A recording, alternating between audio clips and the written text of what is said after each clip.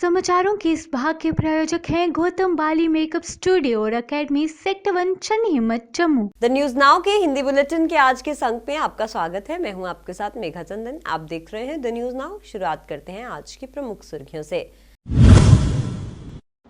जम्मू और श्रीनगर में जेकेएसएसबी के खिलाफ अभ्यर्थियों का प्रदर्शन, बोले युवाओं के भविष्य से हो रहा है खिलवाड़। पीडीपी अध्यक्षा महबूबा मुफ्ती ने जम्मू और श्रीनगर में जेकेएसएसबी के खिलाफ अभ्यर्थियों के प्रदर्शन का किया समर्थन, सरकार पर साधा निशाना। सांबा के इस्कॉन हरे कृष्ण सेंटर द्वारा फूलों की मनाई गई होली, बड़ी संख्या में श्रद्धालु भी नाचते आए नजर।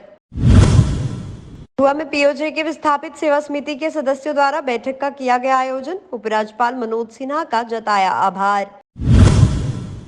सत्ता में आने के बाद ऐसे फैसले को लिया जाएगा वापस जो जनता के हित में नहीं, कहा अपनी पार्टी के अध्यक्ष अल्ताफ बुखारी ने।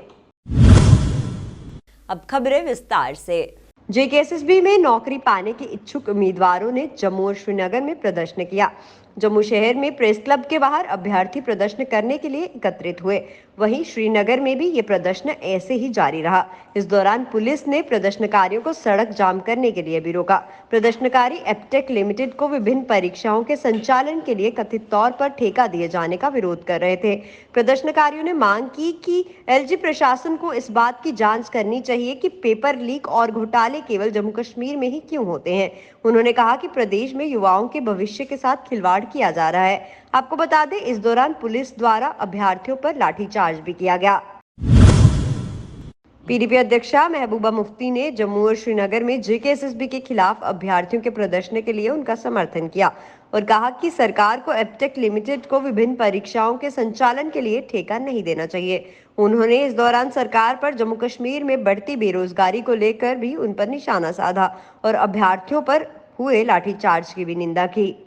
जा रहा है एक कंपनी जो ब्लैक लिस्टेड है, एप्टेक कंपनी, जिसको बाहर की रियासतों ने रिजेक्ट किया है, ब्लैक लिस्ट किया है, किस बुनियाद पे, किसकी सिफारिश पे उनको एम्प्लॉय किया जा रहा है यहाँ पर रिक्रूटमेंट के लिए, बल्कि उनके लिए कानून तब्दील किए गए ताकि एप्टेक कंपनी जो है इसमें आए।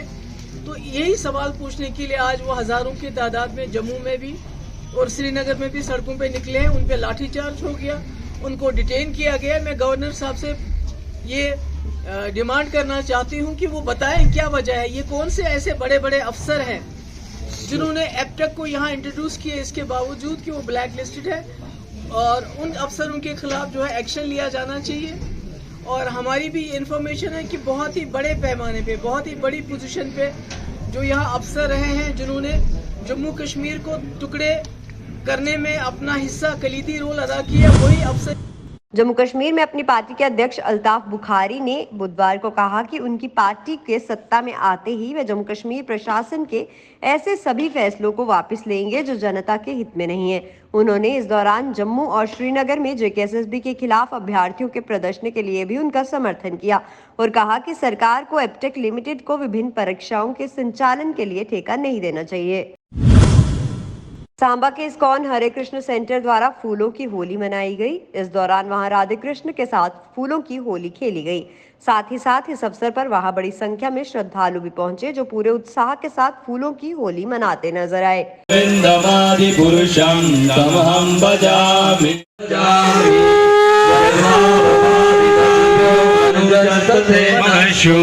यह प्राणिनां प्रतिफलं समरापते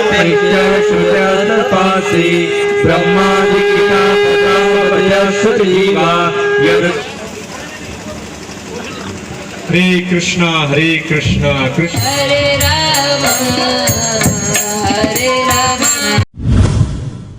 में पीओजे के विस्थापित सेवा समिति के सदस्यों द्वारा बैठक का आयोजन किया गया। वहीं इस अवसर पर बोलते हुए समिति के सदस्यों ने उपराज्यपाल मनोज सिन्हा का आभार जताया और कहा कि जिस तरह सरकार उनके लिए काम कर रही है, इससे उन्हें उम्मीद है कि जल्द ही उन्हें उनकी जमीनें और घर वापस मिलेंगे। पिछले 6 मार्च को चट्टा बोर कैंप में लेफ्टिनेंट गवर्नर साहब द्वारा जो अनाउंस किया गया पीओजे के समाज के लिए, उनका थैंक्स किया गया। उसमें सबसे पहली चीज़ जो उन्होंने अनाउंस की, एक तो एक स्मृति भवन आने वाले दिनों में वो बनने जा रहा है, जो पीओजे के विस्थापित समाज को समर्पित होगा।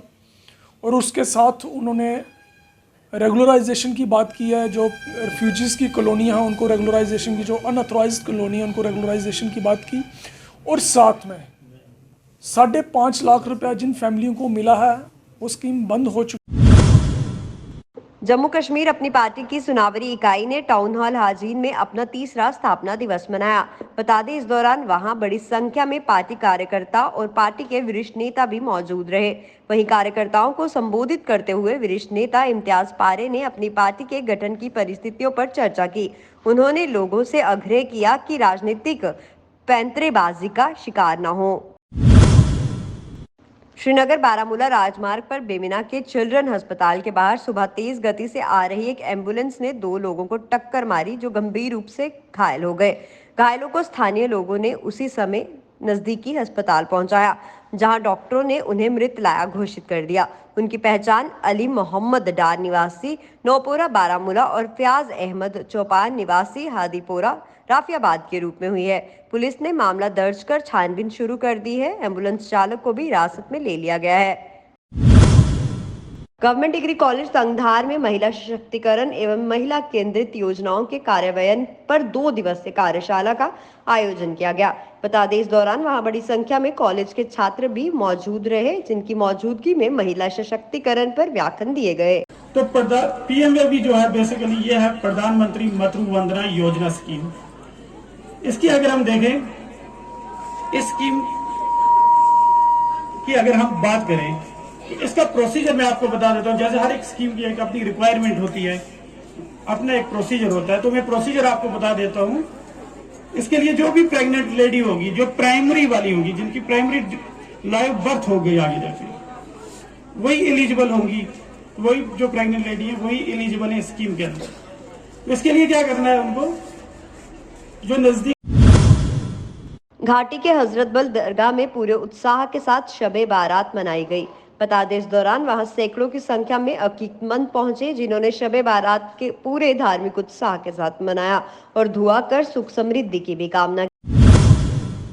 बागतोर के निवासियों ने अधिकारियों से बागतोर से गुरेज रोड पर यातायात की अनुमति देने की अपील की।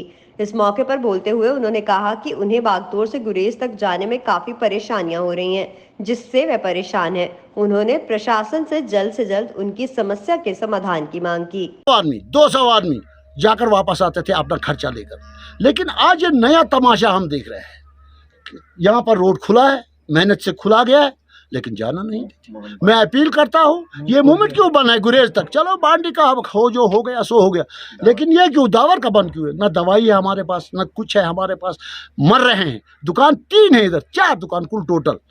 सामान जो लाया था वो खत्म हो चुका। मोटर व्हीकल्स डिपार्टमेंट बारामूला द्वारा बारामूला में नाका लगाया गया। बता दें इस दौरान उन्होंने वाहन चालकों का नारकोटिक टेस्ट भी किया और सभी को नशा ना करके वाहन चलाने की भी हिदायत दी गई। वहीं नशा करके वाहन चला रहे लोगों पर कार्रवाई भी की गई। द न्यूज नाउ के हिंदी बुलेटिन के आज के अंक में फिलहाल इतना ही। आप देखते रहिए द न्यूज नाउ। नमस्कार।